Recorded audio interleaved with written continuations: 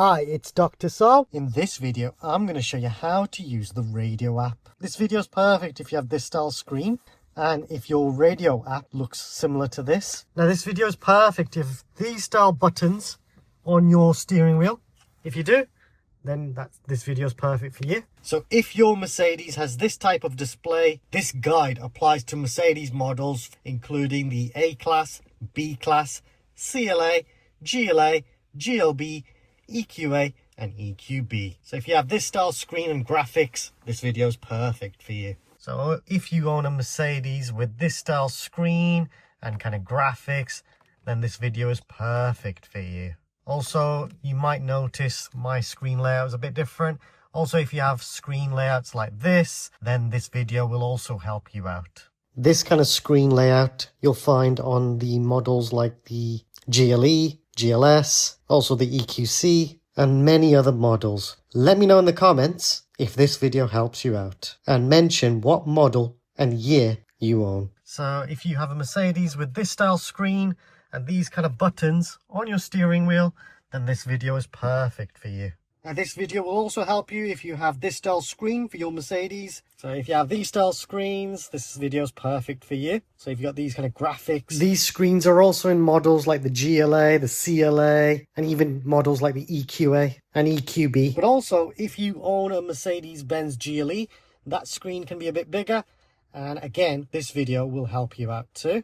You might recognize this screen as well from the Mercedes-Benz GLS. Let me know in the comments if you'd like me to do a video with the biggest screen. And if you do, put it in the comments as soon as possible. And I'll try and get my hands on a car from my local dealership. So if you have these buttons, you can use these buttons to control this screen. Or you can touch like so.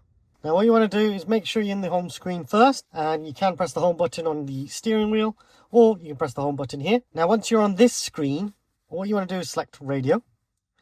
And now you've got the radio app. And you've got all these different options here. So you've got your favorites, got FM, DAB, and you've got TuneIn Radio. Now that does require a data package. And you can purchase that through the Mercedes Me online portal. Or you can hotspot as well through Bluetooth to do that. So that might be a really good option, but you have got digital radio on here as well. Now what I'm going to do is show you how to actually select a radio station.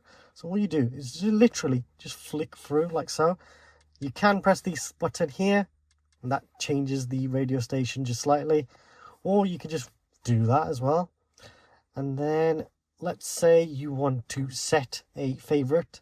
Let's say you want to set this one as a favorite. Click on the star there. That's popped into the favorites just there. If I go into my favorites, there it is. And these are all my other favorites I've got. So if I want to remove, let's say that one from a favorite, just click the star again. And now you can see that's been deleted from the favorites. So that won't appear in the favorite list. So that's a really, really good feature. And that's how you save your presets as well. So you've got that option there, and then you've got some more options down here. Now if I click search, you can actually search for certain radio stations if you want to. So if I want to put BBC in, you've got all the different BBC stations there. And then if I press the back button, that takes me back here. I've got this button here, and this gives me a list view of my favorites. I can also see all sources from here and search for, or I can check out the FM DAB list from here as well. And if I go back to favorites, you can also customize this list as well, I think. So you've got the option of delete entry or even edit. Now edit allows me to actually change the list. So let's say I want to have capital DAB right at the top. If I do that and then click on that tick there, that's now saved that. So that's how it will appear on this list like that. So that's a really useful feature, I think. And you can search in your favorites as well. So you've got quite a little good customizability there. And then you've also got, I think I've shown you this already, haven't I? Yep, I have. And then you've got this button here. And I think that's for your traffic announcements, I think. So So that's a really useful feature as well. And I think it might give you a bit more extra information as well on the screen. I'm not 100% sure, but I think it is for your traffic announcements. Let me get rid of that for now, because I tend to use Apple CarPlay and use Waze. Now, that option I've just selected, just here, that is to change how the sound settings are. So, personal sound profile. So I can set up the Burmester surround sound in a certain way. So that's actually a really cool feature. Wow.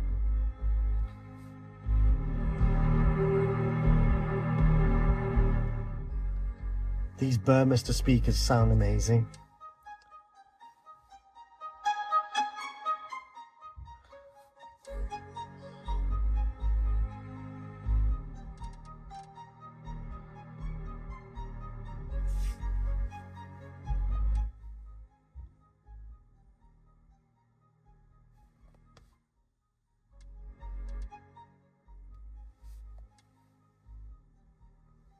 So you can have a really good play with this.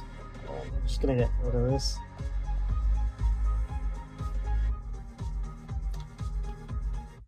Definitely worth doing that sound profile if you get a chance. For now, can I untick it? No. Oh, I can select pure or surround. I can't remember what I set it as. No. So I'm going to go with surround for this time. And then you've got Equaliser as well. And you can change the bass here, the mid and the treble. So I'm going to just do it like this for now. I can always mess around with that after. Balance and fader, you can change where you want the speakers to be. I'll just do it like that for now. And then sound focus, if you want the sound to be in a certain area, you can do that as well. And then you've also got the option of loudness, normalisation. Now I'd actually switch this off because I don't like it. But if you do, you know, come to a stop somewhere, the volume can decrease and increase. So you've got that option there. And then you've got your radio announcements. Now there you go. I can switch it on from here. So that's for your traffic.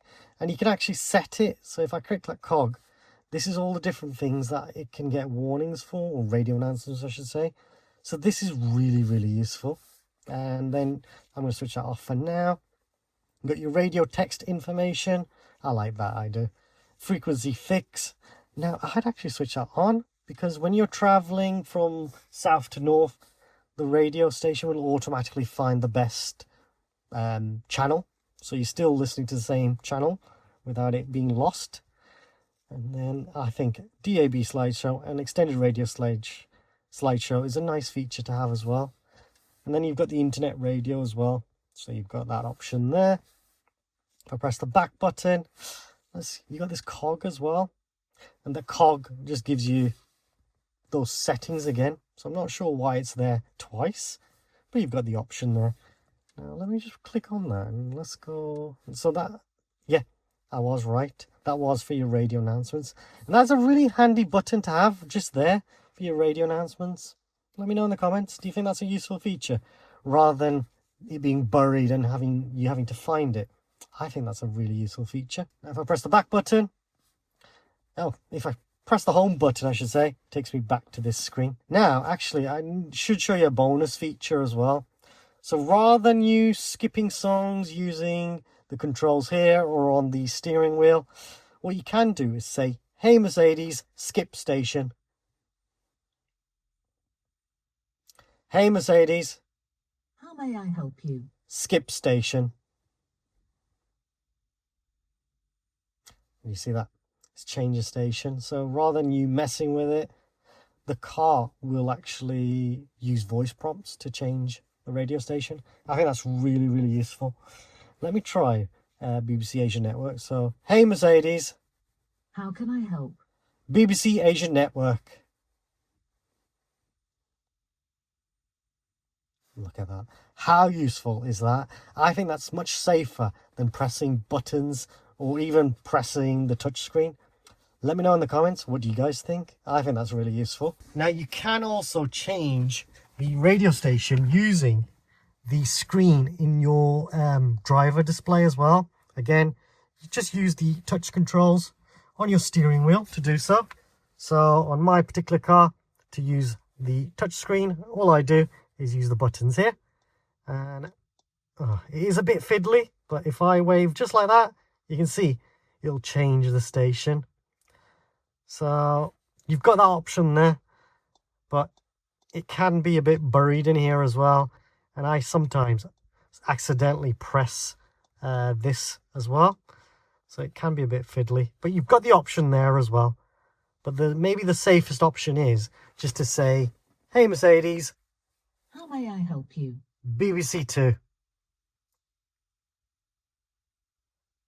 Look at that, it's changed it to BBC Radio 2. That's exactly what I wanted. Sometimes you might have to be precise and actually say the correct title, but you know what, it works for me. Let me know in the comments, what do you guys think? Do you prefer to press the button on the steering wheel, or do you prefer to touch the screen, or do you prefer voice prompts? Check out my other videos on how to use the main controls to learn more about all the different models and how to use the main features of those cars. Please subscribe, as it helps me and the channel grow and create even more content. Please like this video. Also comment if you have any suggestions or questions. Check out my other videos, including tips and tricks on how to use features of cars. I've even got videos on how to use the main features of cars, how to use the auto park feature, how to use the cruise control, and many, many more videos. Hopefully they help you out too. Now there is a super thanks feature. If you want to donate to the channel, then please feel free to use this feature, as any money raised from YouTube will be used to buy more equipment. Thanks for watching.